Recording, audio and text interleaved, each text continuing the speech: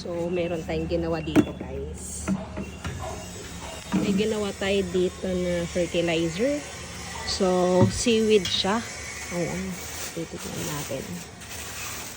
So, ayan.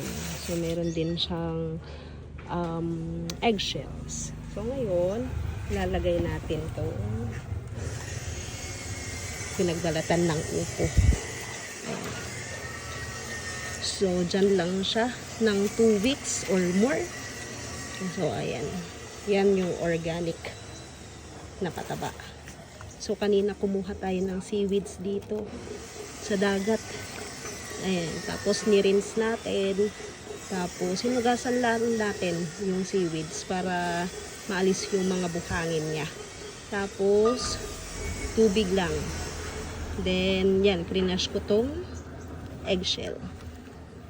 Tapos, ito naman, mga pinagbalatan